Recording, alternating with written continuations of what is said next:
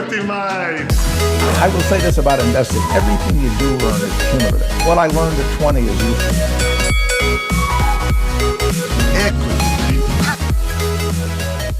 Welcome to another episode of Equity Mates, a podcast where we help you learn to invest in 45 minutes or less. We break down the world of investing from beginning to dividends so that you can hopefully make some returns. My name's Bryce, and as always, I'm joined by my blanket-covered equity buddy, Ren. How's it going, bro? I'm good, Bryce. I'm a little bit nervous about how this episode's going to go because we're doing it in a very makeshift way. There's a lot of moving parts to this episode. Literally. We're not in the studio. COVID's got us good for this one, but back under the blankets. And for this episode, you've got a few bits and pieces to move around. So apologies if there are some audio issues, but we are doing the best we can given the circumstances. And biggest apologies of all to our editor, Darren, who's going to have to piece this one together. But look, Warren Buffett spoke and we have to listen. And we wanted to share some of the highlights of the 2020 Berkshire Hathaway annual meeting with everyone. And we figured timeliness was important with this episode. So rather than waiting to be able to get back into the studio and do it properly with all the right equipment, we're doing it in a little bit of a makeshift way. But it's actually hilarious. This is the first podcast that we've recorded over Zoom, and I'm looking at Ren as he sits underneath his blanket, and it is quite a sight. So we might put some clips up if we can. But anyway, let's move on, Ren. To your point, we're going to be reviewing some of the key messages that Buffett spoke about and delivered at the Berkshire Hathaway annual general meeting. For those of you who are unaware of just how big this usually is, it's an event that thousands upon thousands of people, investors around the world, hang out for, spend a lot of money buying tickets and flying across to America, where he fills out a football stadium with investors wanting to listen to him and Charlie Munger as they discuss everything that Berkshire has been doing over the previous year. You know, he generally speaks for about 8 hours, I think, Ren. So pretty impressive for guys that are sort of approaching their 90s. But anyway, what we've done is taken a few clips and share them with you from the 2020 annual general meeting. So Ren, you want to kick it off? Yeah. So first one, Warren has often spoken about how he always bets on America. And so to kick it off, we're going to start with some of his opening remarks where he doubled down on that message, even in the midst of a pandemic. I would like to talk to you about the economic future of the country, because I remain convinced, as I have. I was convinced of this World War II. I was convinced of it during the Cuban Missile Crisis, 9/11, financial crisis, that nothing could basically stop America. And we faced great problems in the past. We haven't faced this exact problem. In fact, we haven't really faced anything quite resembles this problem. But we've faced tougher problems. And the American miracle, the American magic, has always prevailed, and it will do so again. And I would like to take you through a little history to essentially make my case that if you were to pick one time to be born and one place to be born, and you didn't know what your sex was going to be, you didn't know what your intelligence would be, you didn't know what your special talents or special deficiencies would be, that if you could do that one time, you would not pick 1720, you would not pick 1820, you would not pick 1920. You'd pick today, and you would pick America. So that's the first clip from Warren. Even in the midst of a pandemic, believing in the American economic miracle. Any thoughts on that one? We all know that history is no indicator of future performance. Past performance is no indicator of future performance. And I think America is in a very interesting place at the moment, what with their president and COVID. So will the miracle continue? I don't know, but they're certainly not, I don't believe, as strong as they certainly used to be. What are your thoughts, Ren? I think they've still got the best companies, the biggest companies, the best universities in the world, and probably the best financial system. And I think there's a lot of reasons to believe that America will be the economic powerhouse for most of our lifetimes. Obviously, their political system's a little bit not Hairy. great, but and that they've got some massive structural problems. Inequality is an issue that will be a real feature of the 2020s, I think. But yeah, I'm on Team Warren with this one. Back America, long the S&P 500. Yeah. But look, you mentioned coronavirus, and coronavirus was obviously a massive part of this annual meeting, aside from the fact that he was socially distanced from Greg Abel, who was the guy that was sitting next to him, and there was no one in the crowd. But this next clip is Warren talking about how coronavirus may permanently shutter some of the businesses that Berkshire owns. This next question comes from Drew Johnson, who says that he's a longtime shareholder who's attended a couple of meetings. He says in an interview on April 17th, Charlie mentioned that some small businesses owned by Berkshire would not reopen after the pandemic eases. Can you elaborate on which businesses might be impacted? Well, even we have businesses within businesses. At Marmon, don't we have 97 different businesses, for example? Exactly. Yeah.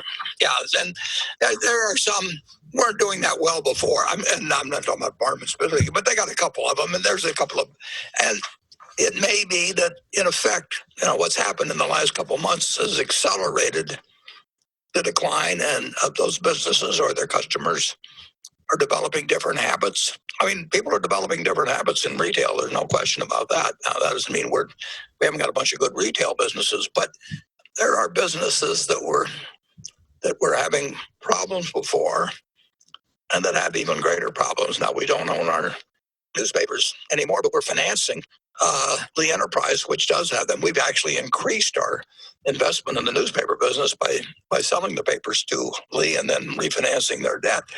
And the newspaper business was having plenty of problems with both circulation and advertising before the virus came along, but advertising declines every place have accelerated fairly dramatically. And when the automobile industry stops, the auto dealers don't advertise as much. It's made certain businesses that were tough before even tougher now. And there will be in the management of at least one of the subsidiaries has suggested to us, and so there'll be some changes in a few businesses, but they're very small businesses. Our major businesses and our business of intermediate size, I can't think of anything that's of significance that won't reopen. But it won't be any fun with the businesses where the world has really changed. You're seeing a lot of change. If you own a shopping center, you've got a bunch of tenants that don't want to pay you right now. We don't, and the supply and demand for retail space may change fairly significantly. The supply and demand for office space may change significantly. A lot of people learned that they can work at home, or that there's other methods of conducting their business than they might have thought from what they were doing a couple of years ago. And when change happens in the world, then you adjust to it. So obviously, staying on the coronavirus and associated economic downturn track, there's obviously been a lot of comparisons to 1929, the Great Depression. Warren, in this clip, makes a point around the banking industry and just how different the support for banks was in the Great Depression and now. And I think it's a key differentiator when we talk about what could happen today. So this one is Warren on the lessons from the 1929 crash. One of the things as I look back on that period is, and I don't think economists generally like to give it that much of a point of importance, but if we'd had the FDIC 10 years earlier, the FDIC started on January 1st, 1934. It was part of the sweeping legislation that took place when Roosevelt came in. But if we'd had the FDIC, we would have had a much, much different experience, I believe, in the Great Depression. People blame it on smooth holiday, and there's all kinds of things, and the margin requirements in '29, and all of those things entered into creating a recession.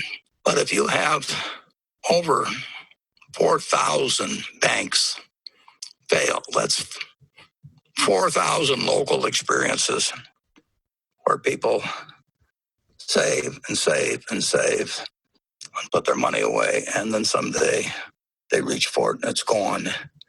And that happens, in all 48 states, and it happens to your neighbors, and it happens to your relatives. It has to have an effect on the psyche that's incredible. So one very, very, very good thing that came out of the Depression, in my view, is the FDIC. And it would have been a somewhat different world, I'm sure. The bank failures hadn't just rolled across this country, and with people that thought that they were savers found out that they had nothing when they went there, and there was a sign that said closed. So we'll pause it there. So the FDIC, for people who aren't sure, is the Federal Deposit Insurance Corporation, and Australia has a similar thing where basically bank deposits are insured. And, what we also saw was the government are much more willing to step in and protect the banks and, make sure there's not a run on the banks, which happened during the Depression, and also that banks don't collapse. And so I think when we compare and contrast 29 to today, I think the solvency of our banking system is a big reason why we may not be in the same situation. Let's move to airlines. So airlines were obviously a big discussion point. And here in this clip, Warren is talking about the sale of their airline businesses. For context, I think they owned 10% of the 4 major airlines in America, and they chose to sell them in the midst of this pandemic. And here's Warren explaining why. Sold $6 billion or so of securities, and that isn't because we thought the stock market was going to go down or anything of the sort, or because somebody changes their target price or they change this year's earnings forecast. I just decided that I'd made a mistake. Evaluating, it was an understandable mistake. It was a probability weighted decision when we bought that we were getting an attractive amount for our money when investing across the airlines business. So we bought roughly 10% of the 4 largest airlines, and we probably, this is not 100% of what we did in April, but we probably paid $7 or $8 billion, and somewhere between $7 and $8 billion, to own 10% of the 4 large companies in the airline business. And we felt for that we were getting $1 billion roughly of earnings. Now we weren't getting $1 billion of dividends, but we felt our share of the underlying earnings was $1 billion, and we felt that number was more likely to go up than down over a period of time. That it would be cyclical, obviously, but it was as if we bought the whole company, but we bought it through the New York Stock Exchange, and we can only effectively buy 10% roughly of the 4. And we treat it mentally exactly as if we were buying a business. And it turned out I was wrong about that business because of something that was not in any way the fault of 4 excellent CEOs. I mean, believe me, no joy being a CEO of an airline, but the companies we bought were well managed, did a lot of things right. It's a very, very, very difficult business because you're dealing with millions of people every day. And if something goes wrong for 1% of them, they are very unhappy. So I don't envy anybody the job of being CEO of an airline, but I particularly don't enjoy being in a period like this where essentially nobody, and people have been told basically not to fly. I've been told not to fly for a while. I'm looking forward to flying. May not fly commercial, but that's another question. I think it's definitely an example of thesis changing. So as he sort of said in the clip there, their thesis was, I'm not sure if it was specifically in that clip or just generally, he talks about their thesis was they weren't sure which airline was going to win, but they were pretty confident that over time, the amount of air travel would increase. And so they just wanted to be exposed to that trend. And that's why they bought as much as they could of the 4 major airlines. And then the thesis changed. The idea that air travel would increase over time is now fundamentally being challenged in the short term by coronavirus, and in the long term, potentially by, changing working patterns and stuff like that. So yeah, definitely a thesis change, I think. All right. So next one is on a similar vein, and I think it includes a discussion of airlines, but it's around why Warren refuses to hold underperforming businesses and how that is nothing new. It's been a long-term policy of Berkshire to not sell or close any ongoing subsidiaries as long as their business prospects weren't a money hole.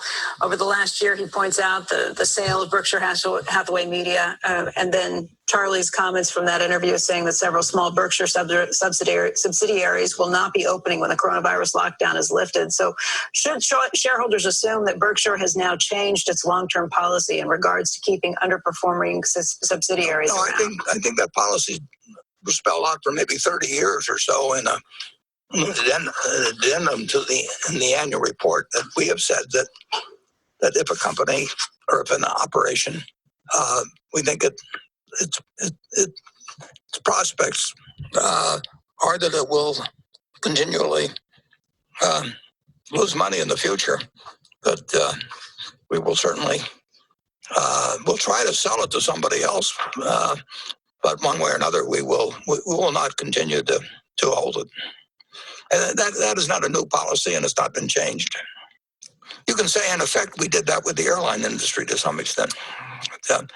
If we owned all of an airline now, it would be a tough decision to decide whether to sustain billions of dollars in operating losses when you don't know how long it's going to happen or occur, and secondly, you know that it's very likely that there'll be too many planes around, and we know what happens in airline pricing when load factors go down and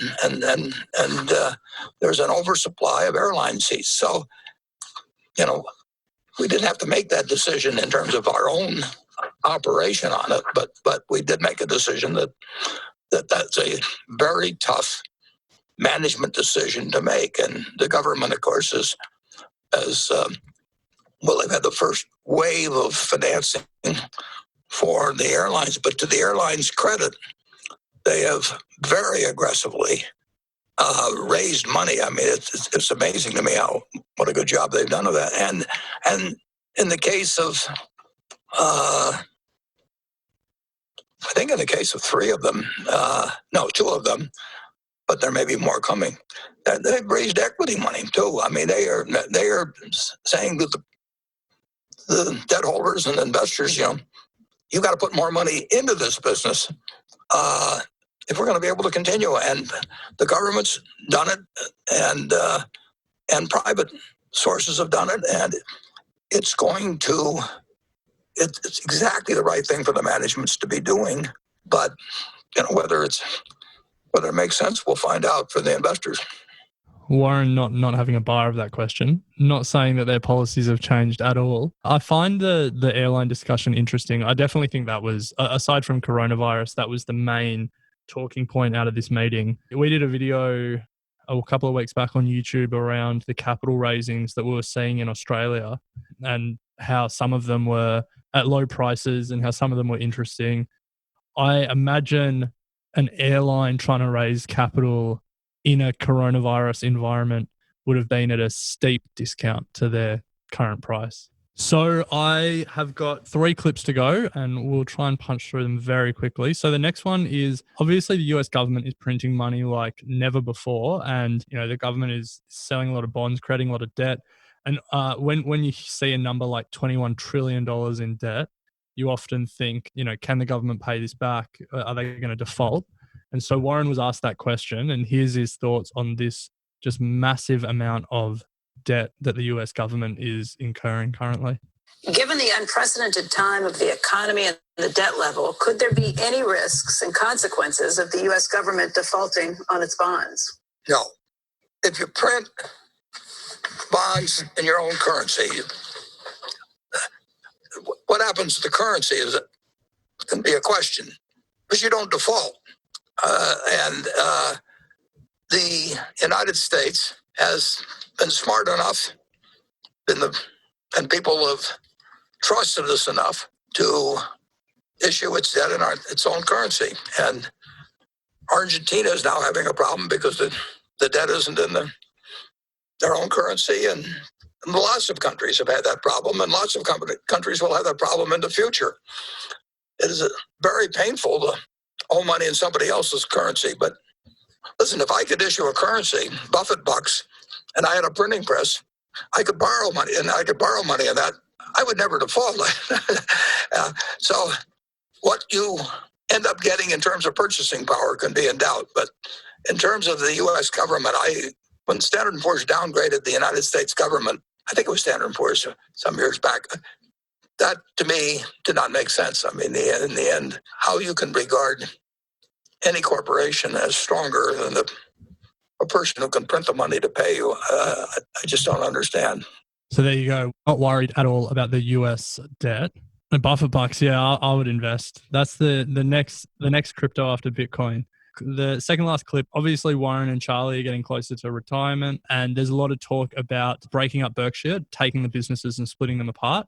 And so he was asked that question about what should happen with Berkshire and should it be broken up after they're no longer running the company. There's already speculation of a post-Buffett breakup of Berkshire, and given the sway carried by modern activists, the speculation should be taken seriously. Many long-term owners see the folly in this view. A $25 billion ancillary earnings stream provides a lot of flexibility when investing insurance float.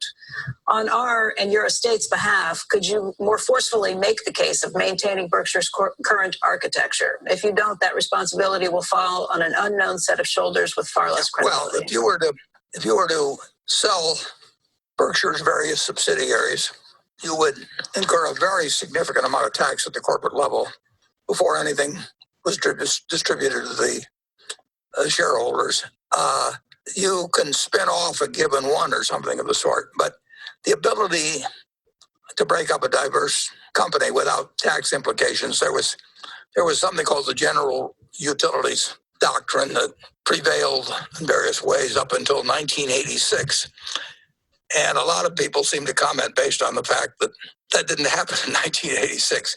And there's imaginative ways where people try to avoid taxes and can do it in some cases. On certain types of transactions, if you were to break up Berkshire, that would be one factor.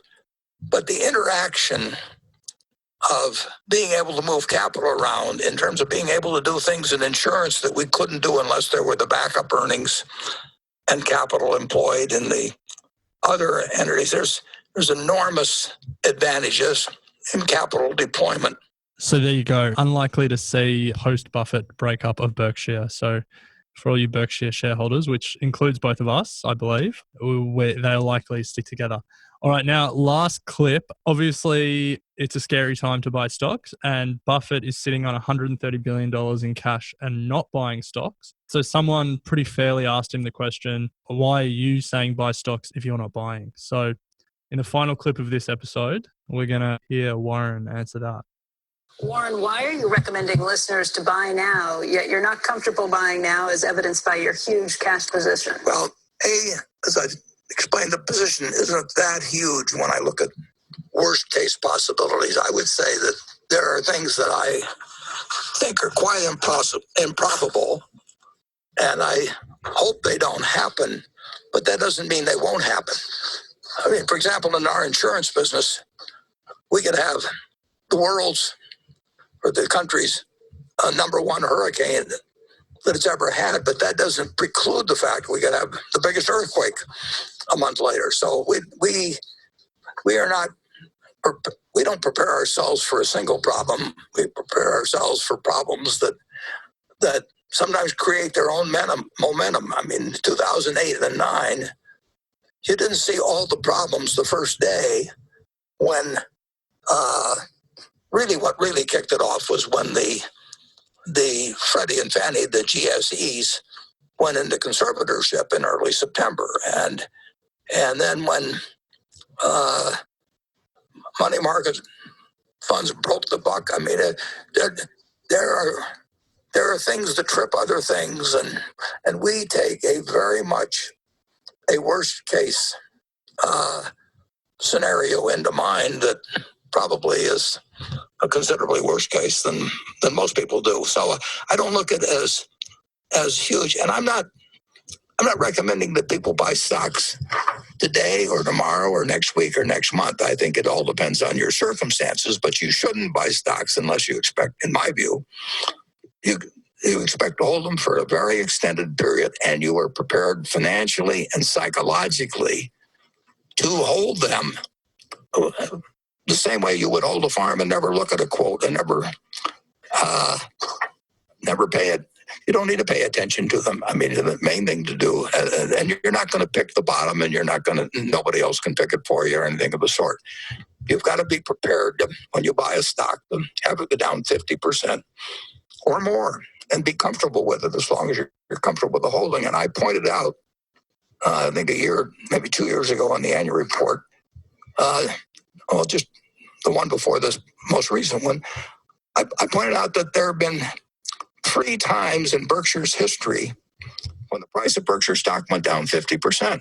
3 different times. Now, if you owed it on borrowed money, you could have been cleaned out. There wasn't anything wrong with Berkshire when those 3 times occurred. But if you're going to look at the price of the stock and think that you have to act because it's doing this or that, or somebody else tells you, well, how can you stay with that when something else is going up or anything? You've got to be in the right psychological position. And frankly, some people are not really careful. Some people are more subject to fear than others. It's like the virus. It strikes some people with much greater ferocity than others, and fear is something I really never felt financially, but I don't think Charlie's felt it either. But some people can handle it psychologically. If you can't handle it psychologically, then you really shouldn't own stocks because you're going to buy and sell them at the wrong time. And you should not count on somebody else telling you this. You should do something you understand yourself.